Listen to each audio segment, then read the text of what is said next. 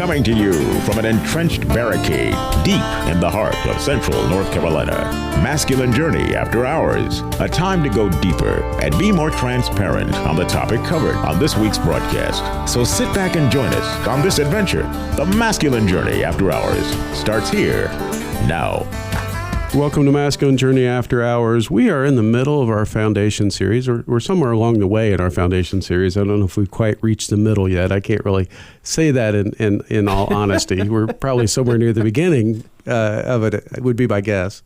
But we'll do it as long as God tells us to do it, and then we'll stop and move on to something else. But we're continuing the foundation series, where we're talking about the beliefs of the ministry and the things that where we found freedom and we found life and deeper intimacy with God. And so we're taking a boot camp talk again this week. We'd used a poser last week, and this week we're talking about the wound, and why it's important to turn to God with those wounded, broken areas in our life and what he does with them. And so we talked about that at the last show, and we're going to continue that and go a little bit deeper. And I'm going to turn it over to you guys now, because I talked pretty much the whole last show. I may, chime in once in a while. But Robbie, you have the first clip of this show, if you want to set it up or however you want to go about getting it played. Yeah. I didn't know what to say there. I ran out of words. I was like, I got nothing. So, it's usually described in the book Wild at Heart as the father wound, right? Right. And the fact that every man, there's some level where the enemy wants clearly you to take whatever your father wound is and project it onto God to create a lack of intimacy between you and God based on a lack of intimacy between you and your father.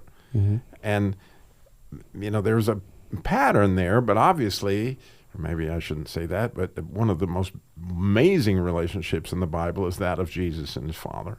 Right, here's a picture of what this should look like. Here's what this relationship should be. One of, just unbelievable admiration, love, support, acceptance, all those things. And it's the most fabulous relationship, that you can possibly dream of, especially if you think about it. If you had some kind of relationship with your dad, there were probably special moments in there. I hope they're not totally tainted, but times he took you fishing, or maybe you went on this special trip somewhere, or maybe, it was at a certain event that he took you to, or whatever it was, where you felt loved and accepted, and you wanted to go on that kind of journey, and you wanted to do it with Dad. That was what you wanted, and unfortunately, when that didn't play out in the rest of your life, it seemed to be pointed back that I don't have what it takes. Mm-hmm. It's not a matter of my father let me down. It was a matter of I'm letting down my father, or I'm a disappointment, right? And I had a great father. There's no doubt he was a great man, and in so many different ways. Certainly in his career, climbed up the ladder in General Motors, actually to becoming a vice president of General Motors at one point in time through Buick Motor Division. And he had this very illustrious career, which made him very, very busy. And so, he would leave out on Monday morning to go do his work, and we wouldn't see him again until Friday night. And by that time, he was really tired, and he had a bunch of work for us to do over the weekend. And but when he took us on vacation, it was a different deal. But that was what I learned, that was what a man does, is he, goes out and provides at some kind of level that was above excellence. And my father believed in above excellence. And so one of my wounds was that I was a disappointment to my dad, that I didn't have that kind of career, that I couldn't possibly compete intellectually with him, and things like that. And so as that projected on throughout my life, part of what happened to me was that I didn't like hanging around him. As I got into my late teens and early 20s and trying to find my own way, I wasn't looking for, I need to go spend time with my dad, because at this point in time it hurt, and it made me feel like less than, made me feel like a disappointment. And that led to a relationship that wasn't what it should have been. Mm-hmm. And undoubtedly was projected on God by some level. And so this clip that I want to play is from the movie Click, which is, to me, in one of the more amazing Adam Sandler movies. And the idea here, this man has got a remote control, nothing like a man with a remote control. And he's able to go back to places in his life, you know, and revisit them, and even hit super slow-mo to go through them in any way that he wants to revisit that, or he can fast forward through his life to see, you know, what his life is going to be. But the problem is, once he goes through it, he can't come back, and he realizes the man that he becomes is a lot different than what he felt like he should have been. But a lot of it was because he was driven by his father to be, you know, not less than. So in this scene, he is trying to do all his work to be, you know, all the greatest of whatever it is that he does. You know, he wants to be the greatest. And he's so busy that he doesn't have time for his son first. But then his dad shows up and he wants to take him to dinner. And again, when you hear Adam Sandler speaking, some of the times it's him, the character of him, you know, as he was in life. But the other one is him with the remote control talking to himself, is like, what a schmuck. He's talking about his own self, that he was being a fool in not taking advantage of the time he had left with his dad, because shortly after this clip, his dad dies.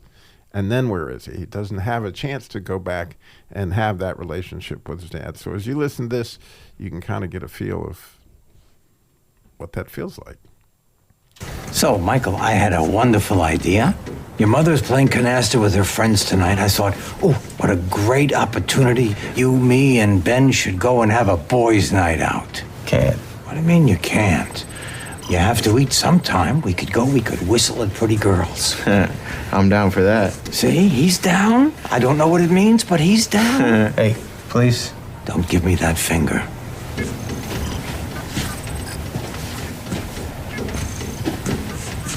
I'll make you a deal. If you come, I'll show you the quarter trick.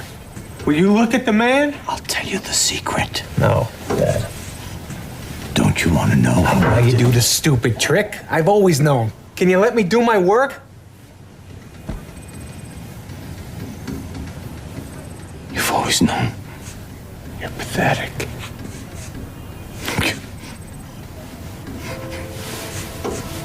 I'm so sorry I barged in. I love you, son. See you later, Grandpa. I love you. Dad. Bob.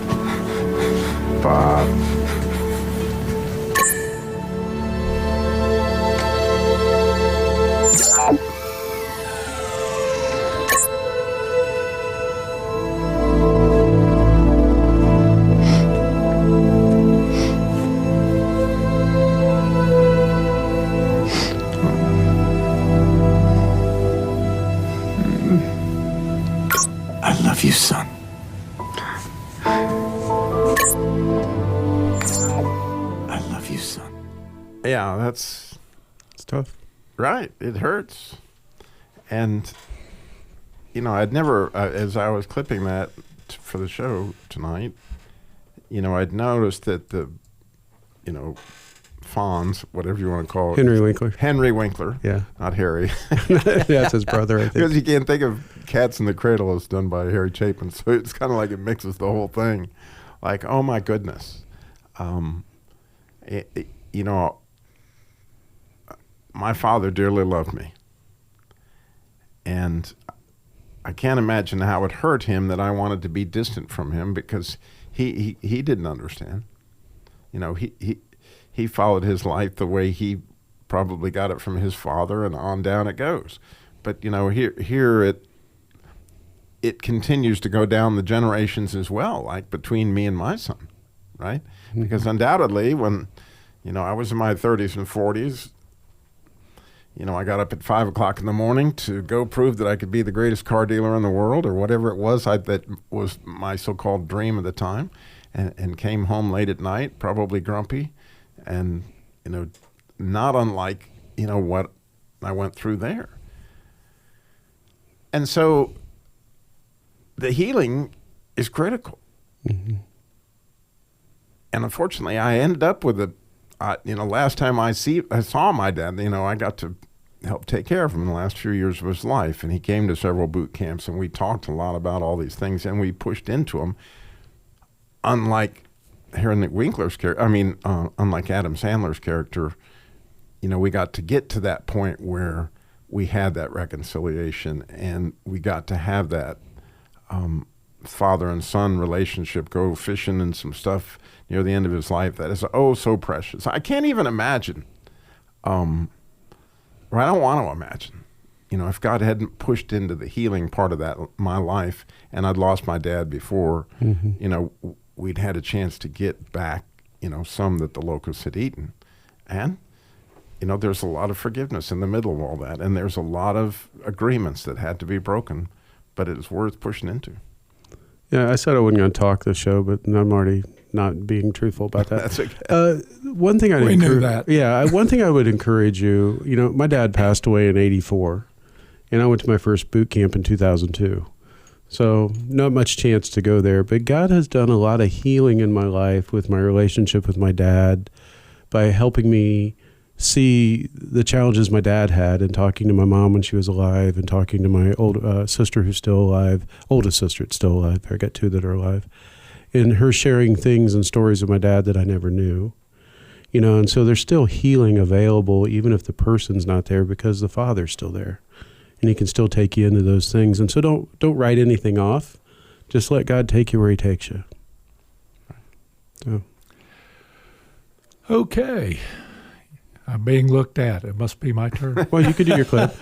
Let me go to Harold real quick first. Then I'll go to your clip. Right Harold, ahead. would you like to add anything to the topic so far that we've been talking about? Well, what I had planned to talk about, Robbie just stole my thunder. Oh, okay. I was going to talk about the fact that one of the really downsides to it is passing on. And we can be so hurt that we rebel, and in our own way, in a different way, we hurt our son so that he gets a father wound. Mm-hmm.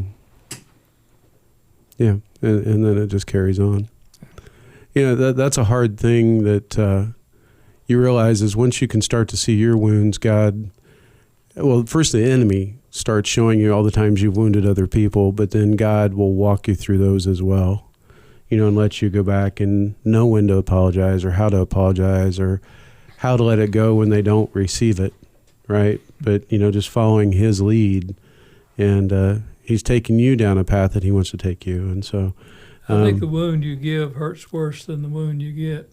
It hurts every bit as much anyway. Yeah, it sure feels that way. Okay.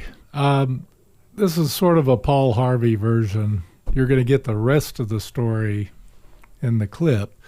But these are two guys, and the culprit here is the United States government for both of them. One was a Confederate soldier, and one was a Cherokee Indian, which a Cherokee is enough. And that his name in this is Stan Waddy, and he has been sent on the Trail of Tears, where he lost his entire family, to transplant them from Carolina, Tennessee area to Oklahoma. And then what's happening in this is he has gone to Washington, and he's still wearing his frock coat in the scene here, talking to the hero of the entire movie, Josey Wales, who has virtually nothing to say. But let's go ahead and play it, and we'll chat on the back end.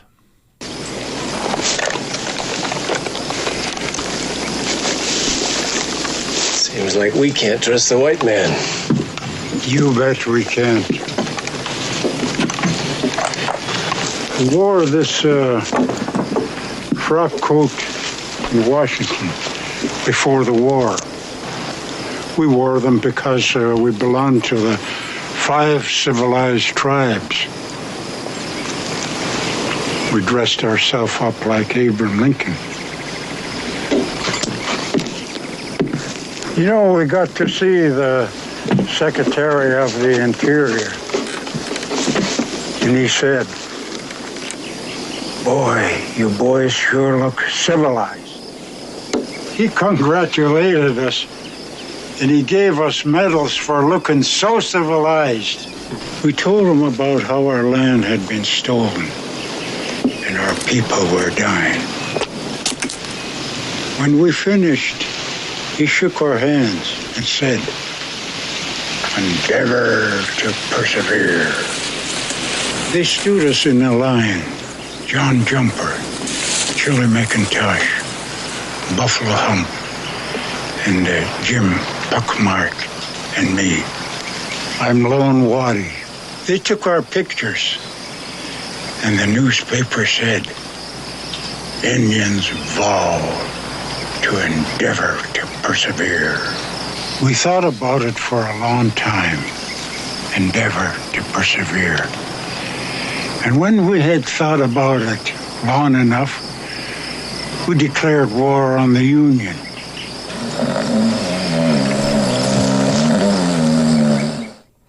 And that last little bit of story was Josey Wales, excited about the story. I picked this one largely because I love this movie, but the wounds that we suffer often can be totally, and usually are, totally out of our control. And he was trying to defend his people and just got a medal and a nice set of clothes and congratulated for being civilized.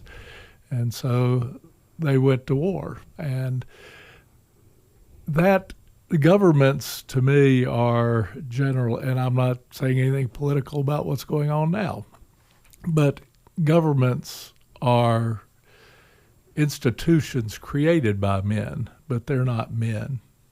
And to get to know people, it has to be individually.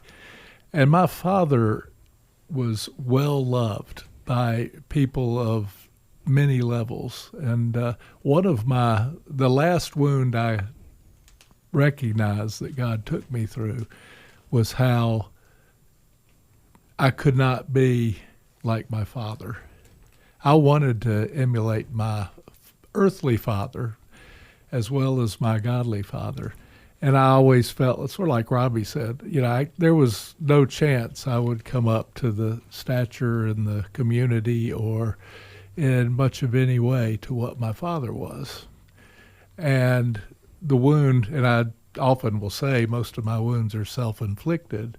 Mine was, but it was because I wanted to emulate him, and I was not the man that he was, and I wasn't meant to be. But the way God healed me with that, and this was, I was well in my 40s and I went to divinity school, and my father, and I could feel it now, sitting out in the car outside our house, my house, and he said, "Jimmy, I'm so proud of you." And that, from a father, means everything. And if you didn't get it from your human father, you've got it from your heavenly Father. And that was the point that I really wanted to get to. He's going to take you to the healing of whatever wounds you have, however horrific they may be. He can get you to that point of loving people and emulating his son, Jesus Christ. And that's our goal. Yeah.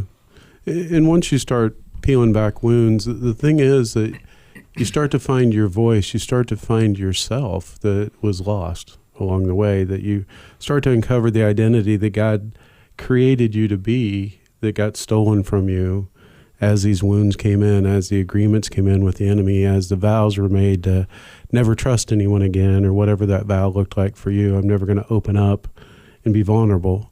Whatever those things are that seem very self-protecting but are just a cocoon that suffocates you, right? And so when you get these healing, you get this authenticity to yourself that, you become okay with the person you see in the mirror, and not ashamed. And that's what I loved about that bump that she talked about in the last show was, I'm unashamed, right? Sort of forgot the point of my clip. Sorry. But, no, you were fine.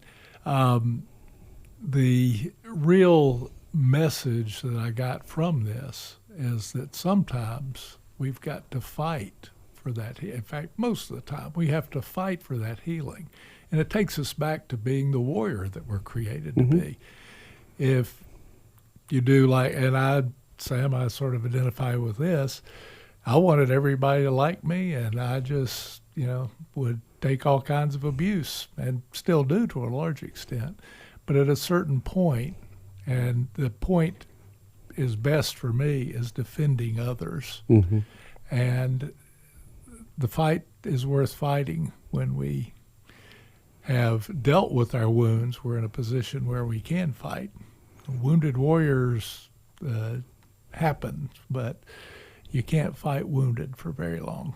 No, and the thing is, it's a mixture of fighting and surrendering, right? I have to surrender to the Father, Absolutely. right? But still fight the enemy, who's not going to let you just sit there. He's going to try to come in and try to steal what progress you're making, and realizing I still have an active enemy out there, and God's stronger and greater and has defeated that one, but he's still active in your life. And being able to stand back and say, no, I'm not going to make that agreement, or I'm not going to step into this space anymore, but also in the same time surrendering to the Father. And the enemy is not the people that wounded you. It's the brokenness and the enemy using that to create attack labels you through them. That I was going to jump in when I, for whatever reason, when I first turned talks at my first boot camps, they kept giving me the poser talk. I like, Rob, you got something to learn here. And I gave that talk so many times. And I think part of it was because I really enjoyed the beginning of the talk, was that everybody knows what a squirrel is. It's in its name. And when you think of the label squirrel, you don't have to, you see it, with this little, you get the whole squirrel picture. It's like right there, right? Yeah, it's nuts. Or, if you know a goose, they'll honk, honk, and every animal has a very particular identity. And if you saw that goose trying to be a squirrel, it doesn't fit, right? And we, begin to accept labels at very young ages of something that we are not. And the enemy is right there to help you to put a label on you, motor mouth, right? You've got nothing of value to say. And if you can't see it, that the picture there for who do you know more than Sam has got something worthwhile to say? He's an amazing teacher. And so the enemy was attacking him, trying to get him to be something he wasn't by giving him a label of something he wasn't, right? And the idea of the masculine journey, to some extent, and one of the foundations I believe in, is pushing into your true identity. Who did God make you to be, and how is it that you reflect his glory like no one else can? And so as you begin to unpack this wound, as you begin to get the forgiveness, as you begin to get the freedom is to what? To be who you were supposed to be. Not the executive with Buick Motor Division. Who cares? I don't want to be an executive. You probably don't want to be in the Navy anymore either, do you, Jim? Or maybe you do. I don't know. But you still do a lot of cruises. Well, at this point, I got the ships. But nonetheless, the idea is he made you to be you, and nobody can be you like you. And when you shine like that, all heaven rejoices, because they don't get to see that aspect of God unless you have the freedom to walk in it. So when we did the poser last week, we're doing this, they go together so well, because when we throw out that false identity, then you're allowing the wound and the pose to keep you from being who you really are, which is the healing that's available. Is the real Sam, the real Jim, which are definitely amazing people if you get to know the real one. And that you brought up the Navy as an example of, I wanted to be like my father. He was a captain in the Navy in World War II. Well, he wasn't a captain then, he was a lieutenant. But I wanted to be like my father, and that was part of it. But it ended up not being me. I was too blind, too fat, and too old the 3 times I tried to get in. But we are to be our own people, and until you can be authentic, in that pose, and you're going to get those wounds. And the thing that's really pretty cool is you walk more in your identity and you become more authentically you. The relationships you have are truly because they like you, not for who they thought you were, but for who you really are, right? And you get a really deepen those relationships. You know, my relationship with my kids are much stronger because they know I have faults. You know, I mean, they've walked through a lot of this at boot camps with me on my boys and things like that.